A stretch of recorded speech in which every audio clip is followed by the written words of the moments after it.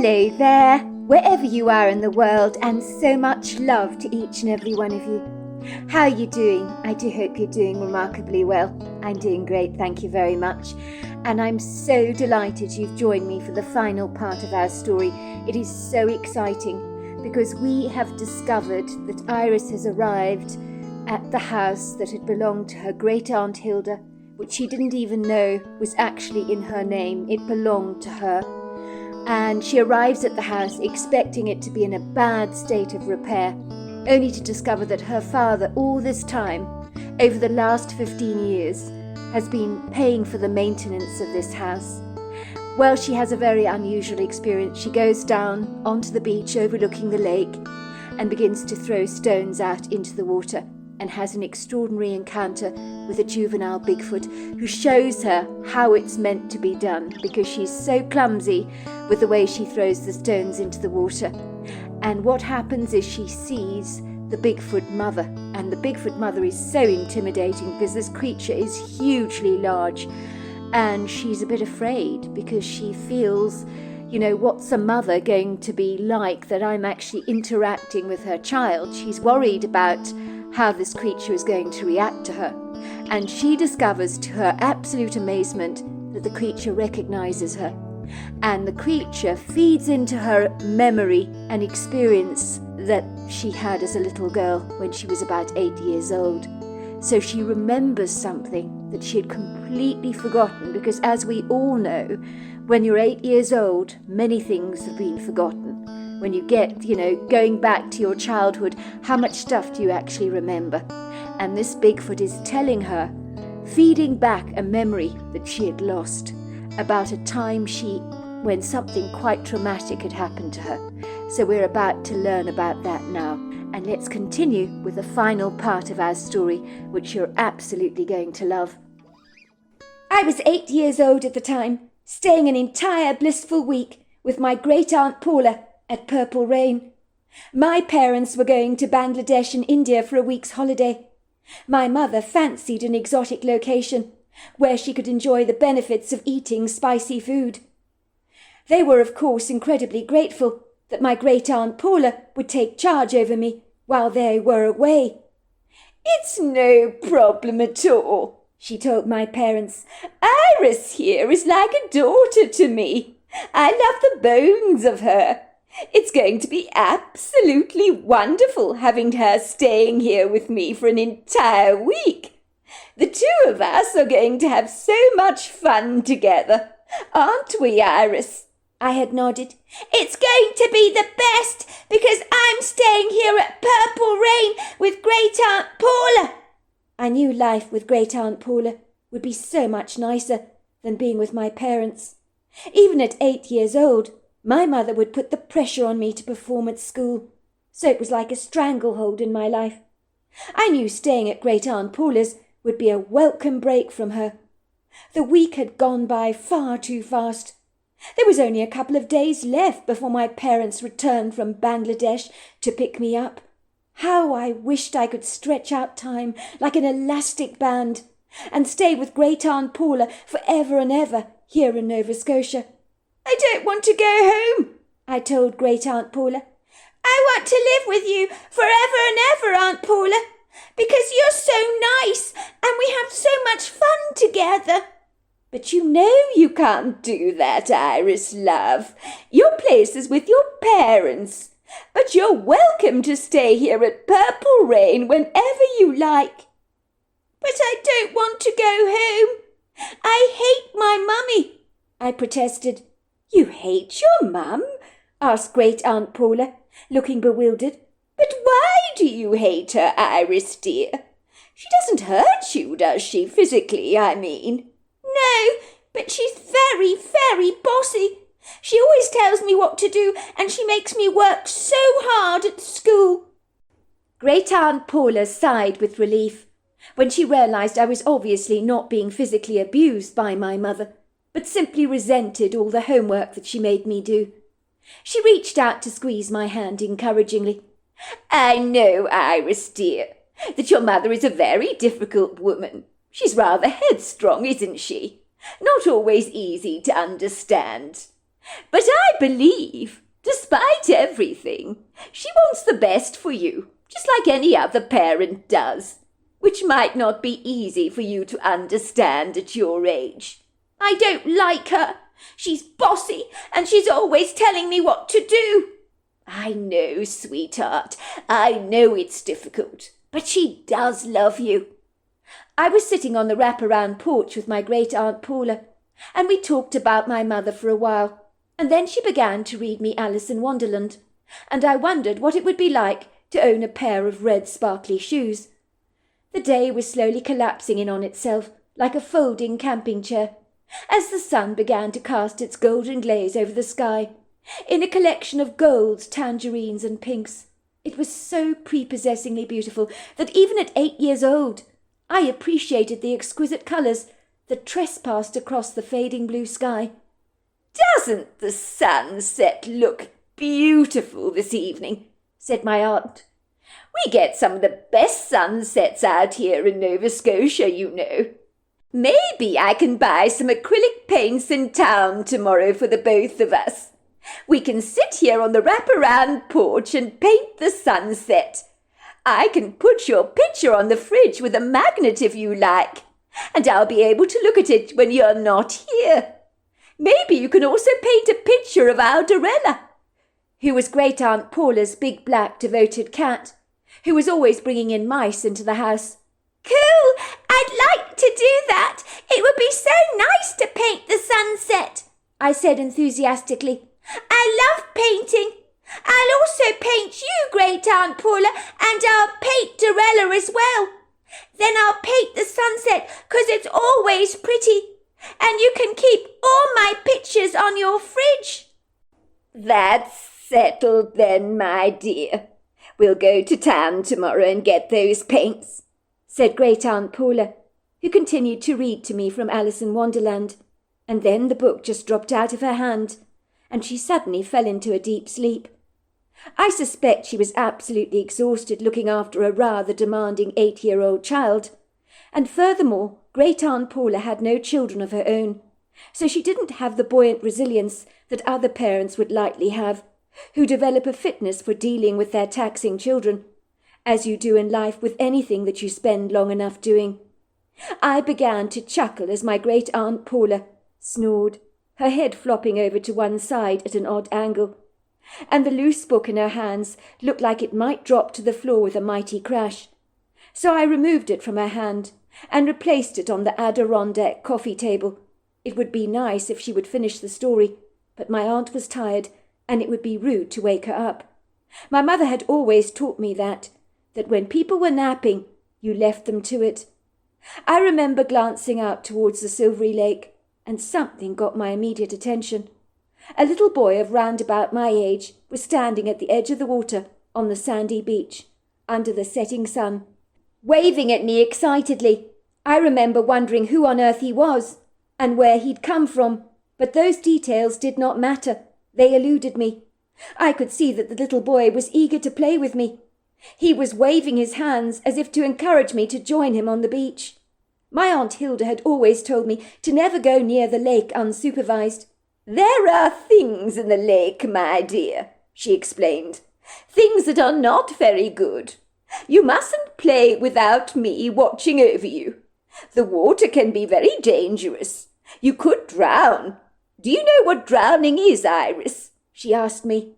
"It's important to know about these things, my dear, so that you don't do anything silly, because I live by the water, and your mother would never forgive me if something bad were to happen to you." "Drowning means you go under the water and you die 'cause you can't breathe. I know 'cause my mummy says that rose beetles that float on the top of the water of our kiddies' outside pool that she puts up in the summer die 'cause they drown. She says they can't fly away from the water once they're stuck on top of it." "Well done, Iris. I'm very proud of you. Clever girl. Your parents don't want you going anywhere near the water while you're here, for that very reason. You don't want to end up becoming like a rose beetle, do you? Do you understand what I'm saying?" I had nodded, Cross my heart, hope to die that I'm not going to play anywhere near the lake without you watching over me, Great Aunt Paula. Good girl, that's what I want to hear. I had nodded at her, but now as I saw the boy waving at me excitedly from the beach by the lake, the promises I had made to my Aunt Paula faded, and I ebulliently ran down the wooden steps of the wraparound porch towards the beach, eager to join the boy. As a kid, I was accepting of this idiosyncratic, rather bizarre chain of events. I wasn't in a quandary about them whatsoever. It seemed the most natural thing in the world to see a boy waving at me from the beach, even though he should never have been there in the first place on Great Aunt Paula's property. But that thought did not even cross my mind. I ran eagerly towards the little boy, calling out to him, Wait for me, I'm coming to play with you. Don't go away. I was wearing a pretty white summer floral print dress that floated around my skinny legs, and a pair of long white socks that came up to under my knees, along with a pair of little white leather shoes with a strap and a buckle. I was eager to play with this little boy.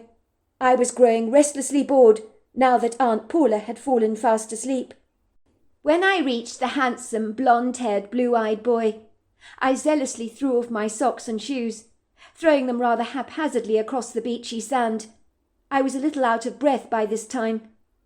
The boy was wildly chuckling at me, as if this was a great big game we were playing together. I responded in kind by bursting into a fit of girlish giggles. The boy held out his arm towards me, clutching my hand tightly in his grasp, and my clammy little hand was suffocated by the pressure he exerted on me. You're hurting me! Let go! I cried out. He loosened his grip on me. I reluctantly, with a vacillating hesitancy, began to walk into the lake. I wasn't sure I liked this game. Getting wet was not exactly my idea of fun, and the dress I was wearing was brand new, as Great Aunt Paula had bought it for me at a boutique earlier on in the morning, and I certainly did not want to ruin it. After he'd freed my hand, the insistent boy that didn't appear to be taking no for an answer brazenly beckoned for me to follow him in to the water. His shorts were now soaked by the lake, but he didn't appear to mind getting wet. Maybe he could swim, I thought enviously. I was not supposed to go into the water. I'd promised Great Aunt Paula that I wouldn't, and besides that, I didn't know how to swim. I knew I was blowing caution to the wind going into the lake like this. I didn't want the boy to see that I was scared, because he might think I was a sissy, and I wanted him to be my friend. I hadn't met any other kids like him around the area, and I didn't want to lose his friendship by being a spoilsport. Great Aunt Paula had been very strict about my not going into the water, but I wouldn't go very far, I assured myself. The little boy was very persistent and persuasive. He held out his hand towards me. I reluctantly took it again, warning him not to hold my hand too tightly. Last time you hurt me. You've got to hold my hand lightly. The boy gave me a horrible, gormless grin. There was something wrong with his eyes. His face seemed to be going a little static, like a television when it goes on the blink. And as he looked at me, his eyes grew darker and darker and cold, and the warm friendliness of his earlier demeanour seemed to fade. I winced out in pain as his hand began to dig into mine. I tried to snatch it away. I wanted to run away from this boy as far away as I could. There was something terribly wrong with him, something insidious about him. I didn't like him any more. I didn't care to be his friend, but it was too late. The boy forcefully, with a powerful thrust, dragged me under the water with a superhuman strength and pulled me up again. I was gasping for breath. I could barely breathe.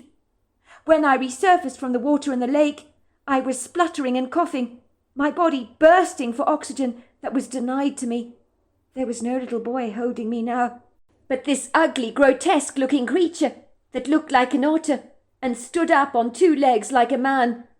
He was covered in shiny, sleek, dark brown hair that was thick and knitted together tightly.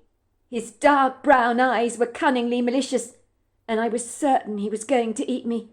There were no kindness in those deviously sly, manipulative eyes of his that seemed to become hungry as drool and spittle seemed to spill out the corner of his lips as if he was actually salivating over me. My little heart thundered in my tiny chest, and tentacles of my soaking hair cascaded over my cheeks. My wet clothes clung to me like a wetsuit. I was shivering from the cold that pierced through bone and sinew, and was causing my flesh to break out in goosebumps. The furtive, malevolent creature and his grip was so tight on me that he grabbed me to his chest. He was about to swim away with me, almost as if I was a prized trophy he'd take great pleasure in devouring. That was when I distinctly heard a pair of powerful feet crashing through the water, generously rippling the surface of the lake. The next thing I knew, a fight ensued, with much growling, splashing, and indignant grunting. The strong-willed, big otter-like humanoid was holding on to me tightly, but he was whacked across the face with a powerful fist, and for a moment became disorientated and confused, enough for him to release his hold over me. I slipped away from his grasp like butter and began to sink into the depths of the dark water, but something grabbed my soaking body, throwing me onto his powerful back and running with me through the lake, across the beach sand, towards my grandmother's porch. When we finally reached the porch, this powerful thing put me down, only yards away from where my grandmother was obliviously fast asleep. I could not believe she had not woken from the huge commotion. She seemed locked under the hypnotism of a very deep sleep. I was coughing and spluttering on the porch, and this thing was patting my back to help me get the water out of my lungs. When I looked up, I was staring into the face of the female Bigfoot that I was looking at now, who had recognized me after all these long years. I do remember how tall and powerful she was, especially for an 8-year-old girl, but I knew at once she had saved my life. She had the kindest eyes I had ever beheld, and she spoke to me in my head, in some form of telepathic exchange. "Go safely, little girl. Wake up that adult that's taking care of you," she said, pointing to my great-aunt Paula. "It's not safe to play in the water without an adult around. That thing you saw was pretending to be a boy, and the boy he certainly was not. He's a shapeshifter. His name is Tawenga. He's no good. Been up to his Machiavellian tricks for years, he has. His kind are treacherously dangerous. You must stay well away from him. He'll pretend to be anything he wants to get you to do his bidding. If I hadn't seen you, he might have eaten you up. Be very careful, little girl. Next time I might not be here to save you." I was about to say something, but the Bigfoot patted me on the back and glided through the trees like a lightning flash, and then she was gone. I rushed over to my sleeping aunt, shaking her vigorously to wake her up, spraying her with all the water from the lake. I was blubbering like a baby. My wet dress clung to me tightly, making me suddenly consciously cold. My hair, wet as it was, dangled around my face in rat's tails. My great-aunt did not appreciate being sprayed by icy cold water, and in her bleary, languid state began pushing me away, as if I was a wet dog prancing all over her. My aunt seemed disorientated. She opened her eyes suddenly, and when she saw me, the colour drained from her face.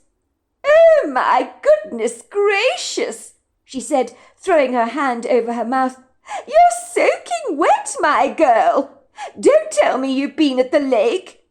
You saw him, didn't you? You saw the Kushtaka. You saw Otterman. Oh, goodness gracious me." "The boy wanted to play with me, but then he changed into a great big Otterman. He looked like a human with a long tail. He grabbed me, Great-aunt Paula. I was so scared, so frightened. I thought he was going to eat me." My Great-aunt Paula grabbed me by the shoulders and with frightened eyes looked directly into mine. "You listen to me, Iris. First of all, we need to get you out of these wet clothes, or you'll catch your death of cold, so you better come with me. But I want you to know that that was not a little boy you saw. Why would there be a boy on this property? This is my home. I have not invited any little boys over here. So if you see something like that, then it's likely not real. Do you understand that?" But I saw him, Great Aunt Paula. He was a little boy, and then he changed into something else. I thought he was going to eat me. He was the scariest thing I've ever seen. What you saw was an otter man, often known as a kushtaka. They live around lakes here in North America, Canada and Alaska. There's stories about him everywhere. He's been seen in these parts. Many missing people are suspected to be connected to him. Unfortunately, the creature is artfully clever. He shapeshifts to deceive his victims so that they become easy prey for him. What does shapeshift mean, Great Aunt Paula? It means, Iris, that the kushtaka can change into a little boy. So you'll go and play with him. Then he drags you into the depths of the lake and swims away with you. He can pretend to be anything he likes. I've seen him before myself once at the lake. Soon after my husband passed away, he shapeshifted in front of me into my husband. Can you believe that? It broke my heart, it did. You've seen him yourself? I asked incredulously. I'm afraid I have, my dear. I was taking a walk at the lake. It was shortly after your great-uncle died. And that was when the kushtaka appeared to me. He liked to toy with me, you see. Before my very eyes he changed into my late husband. But I knew it was a trick. And he seemed to be enjoying the sadness it brought upon me. It was a terrible experience. He's got a Machiavellian sense of humour, you see, Iris dear. I don't know why I never told my aunt about the Bigfoot that had brought me back home safely. I guess my great-aunt assumed I had managed to escape the kushtaka's grasp on my own, which would not have been remotely possible. My life had been spared by a female Bigfoot who had lashed out at the Ottoman and saved my life. I was incredibly lucky. I do know my great-aunt Paula did not believe she had accidentally fallen asleep that day. She believed the kushtaka had sent her off into a dreamy state, so that I could be surreptitiously lured away to an almost certain death. She described her sleep as being unusually deep. I remember my great-aunt Paula was worried that I would tell my parents what had happened to me, but that would never have happened. My mother had zero tolerance to all things that seemed remotely fanciful. She'd have never believed our account. Please don't tell your mother, Iris dear. What happened here this evening? My aunt asked me. I would hate it if she refused to allow you to stay here at Purple Rain again. You know what she's like. Don't worry, I won't tell her about it. The mere idea of confiding in my mother was just impossible to even contemplate. I had kept my mouth tightly shut, but it would seem the trauma of being attacked by this bizarre-looking creature had meant my brain had wiped the memory clean away. The Bigfoot clearly wanted me to remember the whole experience, to view it from an angle in which I wasn't emotionally connected to the experience. She looked at me solemnly and then spoke to me in an automatic download of words that were spoken into my head in more of an understanding. Be careful, she confided in me. You might be older and wiser now, but it certainly doesn't mean you can't be fooled by this thing. He's duplicitous. He's been around these parts for a long time, and unfortunately he resides around here, where there's more scattered human habitation. You must have your wits about you at all times. He's always on the prowl, looking for an unsuspecting victim to seduce. Your age is of little consequence. He will snatch humans away if he can get them to be vulnerable. He easily fools his prey. He roams around this stretch of lake frequently, so be very wary. What, even now? I asked the Bigfoot. The Bigfoot nodded. This was sobering news for me. I knew from my reactivated memory that this creature was masterfully cunning, and I certainly didn't want another interaction with him ever again. Next time I might not be so lucky. It's good to see you again, said the Bigfoot. I remembered your energy and your eyes. This is my daughter Akina. My name is Kaneka. I'm so glad you've come back. The house has been lonely without any occupants." The Bigfoot gave me a nod, took the little Bigfoot's hand in hers. They both nodded at me, with their bright treacle-coloured eyes that displayed a genuine kindness and warmth. And I watched them both glide back gracefully into the heart of the woods. I eagerly ran back to the house to tell Hilda about the extraordinary thing that had happened to me. I wondered if she would believe me. I doubted that she would. Hilda was heartily annoyed to be shaken awake by me. "I'm tired," she complained. "Iris, I'm exhausted. Why won't you let me sleep?" "Because I've got something insane to tell you, that's why. You're never going to believe it." "Can't it wait?" asked Hilda begrudgingly. "I'm really tired, Iris. How about I get a bucket of ice-cold water to wake you up, then?" Hilda sat up with a resigned acceptance, following me into the kitchen, where she sat down on one of the bar stools of the kitchen island, and I prepared a hot mug of coffee for her. She listened to me with wide eyes as I told her my incredible story. She couldn't believe it. "This is insane," she said. "Do you know how crazy that sounds? But I believe every word. You can't make this stuff up. Sorry to say this to you, Iris. Much as I love you, you're no Tolkien." 6 months later, Hilda's account. As you can imagine, the story that my best friend Iris recounted to me about her paradoxical encounter and how she'd been saved when she came a hair's breadth away from being snatched away by this beast when she was only 8 years old, because it was artfully cunning and had pretended to be a little boy that was eager to play with her. The female Bigfoot she had encountered had made her remember the old trauma that she had buried away like a pirate might bury away an old treasure map. But the trauma from the event seemed to have been wiped away, as if she was looking at it like you might watch a movie. I was enjoying living at Purple Rain in Nova Scotia. Me and Iris had big plans to start up our own business together, but had not decided exactly what it is we would do yet. For the time being, we both had jobs waitressing tables in town to bring in extra cash. It was certainly an excellent way to get to know the locals better. I worried a little, I have to admit, about the lake, wondering whether I really was in danger with an encounter with the Kushtaka. I asked the locals if they had any experience with Ottoman. Some people had never heard of the creature before, but others most certainly had. Most of these people tended to live in built-up parts of Nova Scotia, so encounters for them would likely be rather rare, or at the very least exceedingly unlikely. Purple Rain was situated on a sizable property, overlooking the lake, so if a creature like that existed, it would certainly choose to live in a more wild location like this, where it would be unlikely to be seen, and be free to wander at will.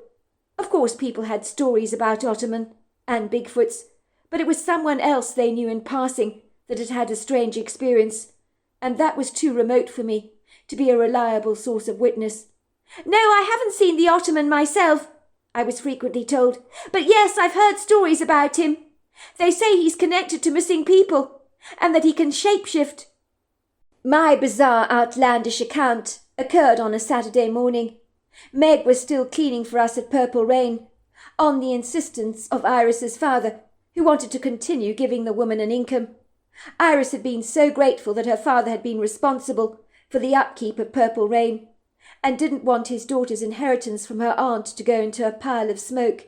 He was a kind, generous and thoughtful man, and knew Meg needed this job, and so he insisted on paying her for her services, and she cleaned Purple Rain 4 days a week, and me and Iris were not complaining about that.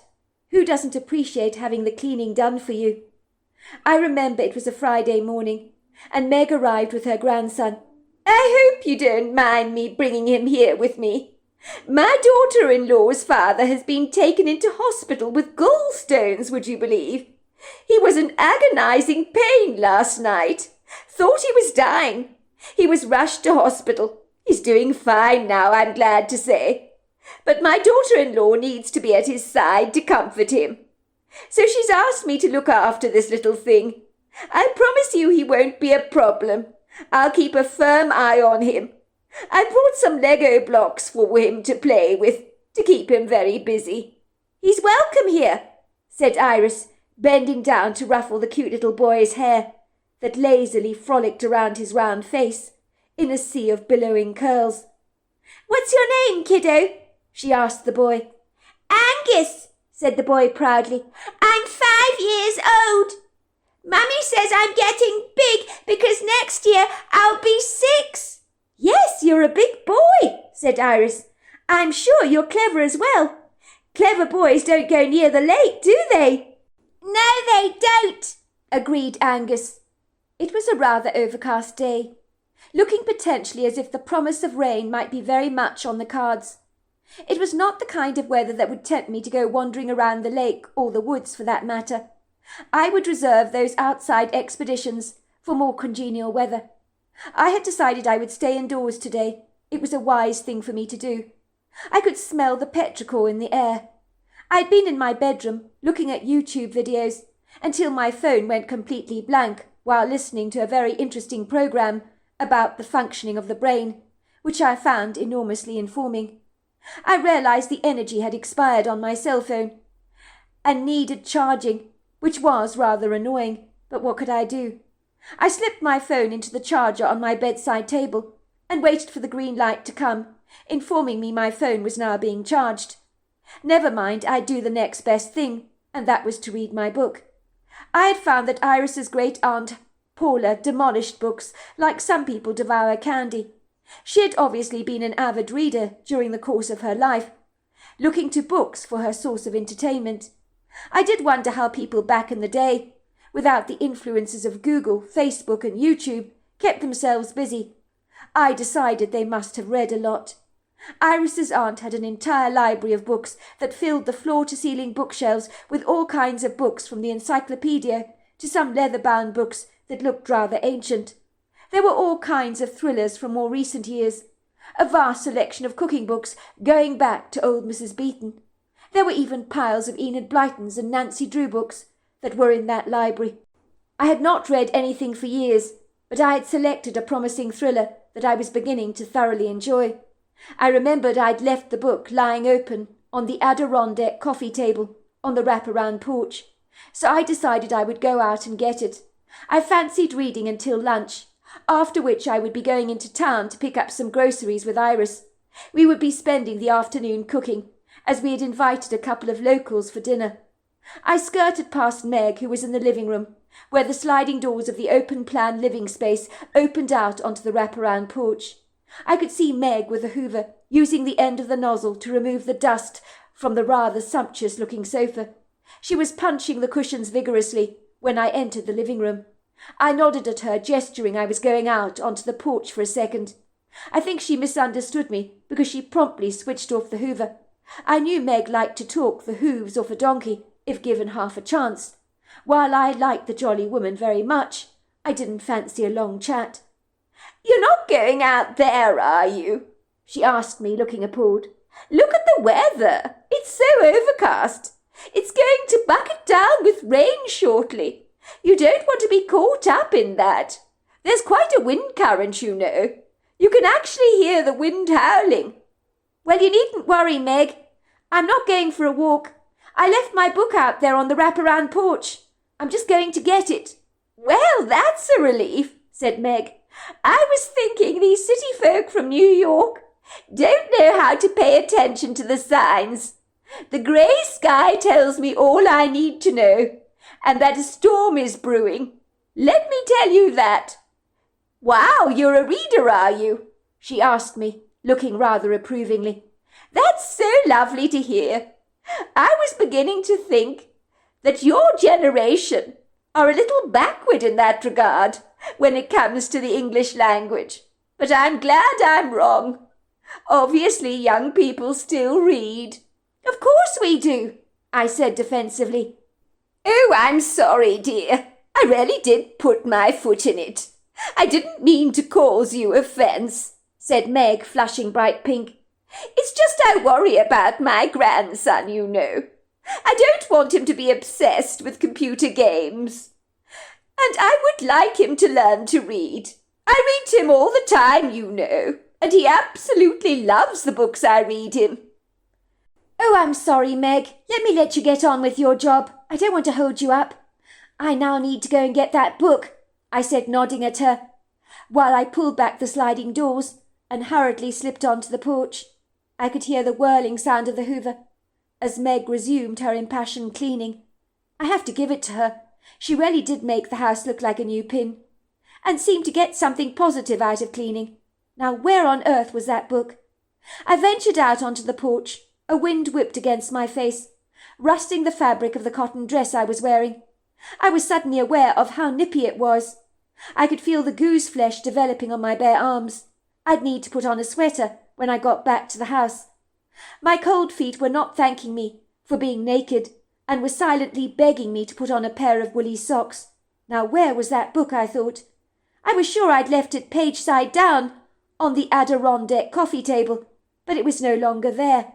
But my glass I'd been drinking out of the previous night remained stoically in place, with the dregs of Coca-Cola at the bottom of the glass.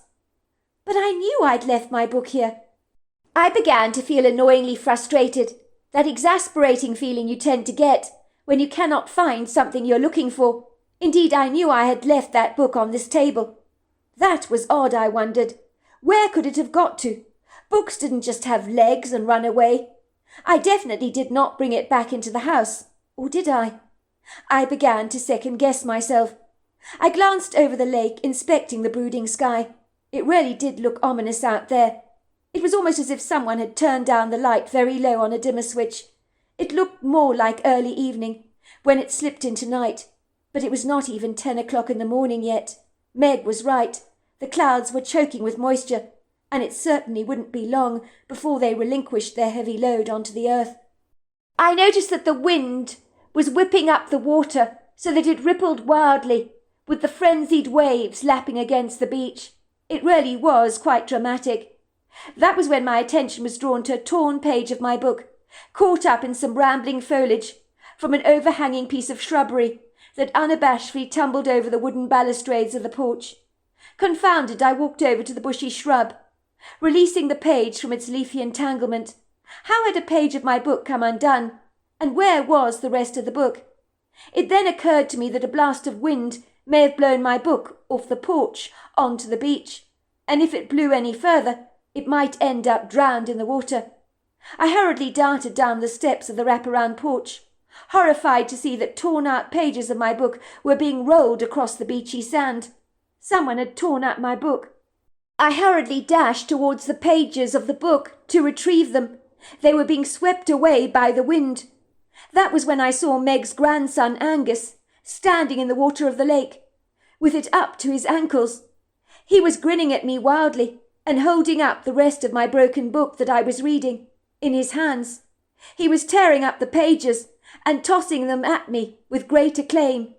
My first thought was that Meg's grandchild was a horrible little boy. He had torn up my book. This was crazy. Why would he do that? But more to the point, he was 5 years old, going on 6. He couldn't even swim, and was not allowed to go down to the lake. He could be swept away by the wind current and potentially drown in the angry water that had been galvanized by the wind. My emotions seesawed between anger and dismay, and the little boy tearing up my book was not a pleasing sight to see. Why had Meg not been looking after him properly, I wondered? She had promised she'd keep a beady eye on him. He must have slipped out of the house clandestinely when she wasn't looking. If anything bad happened to the boy, Meg would never forgive herself. "Angus, get out of the water now! It's dangerous in there! You could drown! And stop tearing up my book!" The boy just stared at me, giving me a huge grin. He ran mischievously into the water. If he went in any further, he would surely drown. What on earth was he doing? He was recklessly disobedient. "Angus!" I cried out again, with anger in my voice. "Get back here now! If you go into the water any further, I told you, you will drown! Do you understand?" The boy wantingly ignored me and got deeper into the water. Oh my God! He turned around to look at me teasingly, and something strange about his eyes made me stop in my tracks. They had become so dark. Angus had blue eyes, and that's when I remembered the Kushtaka. Was this Ottoman pretending to be Angus, I wondered? The thought consumed me with terror. This time my body was shaking like a leaf. But what if the boy was genuinely Angus? What if I was wrong? If I left him on his own, he could potentially drown, and every second counted. But if this was the Kushtaka, I could be in grievous trouble. My life could be in jeopardy. What on earth should I do? I was torn between a rock and a hard place, and in a moment of cocky bravado I said, I know exactly who you are. I'm not fooled by you in the slightest. You're not Angus. You're not a little boy. You're pretending to be one. You're the Kushtaka. I can see it. The next thing I knew is that Angus was gone, and rising above the water in his place was a monstrous beast that for a second looked like a Bigfoot, only its coat was dense and shiny and sleek like an otter. It stood up like a man, with a long tail. It opened its mouth and growled at me. Fear seemed to pulverize my entire heart. But the creature dived down in the waves of the water and swam away. My blood went icy cold. That thing could have snatched me under the water and whisked me away to a watery grave. It had been so close, too close for comfort. What was even more weird was that when I returned to the wraparound porch, my book was lying half open on the table, as if it had always been there, and none of the pages were torn out or missing. And yet out there on the beach I had physically felt those pages in my own hand. All I can say was that this was mind acrobatics and a simulated manipulation of the likes that I have never seen before. As I entered the living room, Meg looked up at me, switching off the hoover. You took your time getting back. I thought you'd changed your mind and taken a stroll off onto the beach. She eyed the book in my hand quizzically. I said to her, Where's little Angus, your grandson? Oh, he's playing in the kitchen. He's such a sweet little boy, so well behaved. I put up the play fence for him, so he can't waddle away. You know what children are like. Sure enough, when I went into the kitchen, there was little Angus smiling at me. He was identical to the Angus projection I'd seen on the beach in the water, but only for a moment had his blue eyes turned a dark colour, as if I'd seen through a crack in the hologram. If I hadn't, I might not be here today to tell this story. It's been 5 years since that incident, and I still live here at Purple Rain with Iris, and we've started up our own business, making nougat and Turkish delight and all kinds of sweets, which we sell all over America. Our business is now booming. So there you are. That's my story. Wow, what an incredible story. I told you it was amazing. I mean, goodness gracious, this Kushtaka is something else. You know, being able to turn into anything so that you can think that someone is drowning in the water and you go after them and they pull you down. This Kushtaka is a Machiavellian, masterful, artful creature. Until next time, goodbye and good night.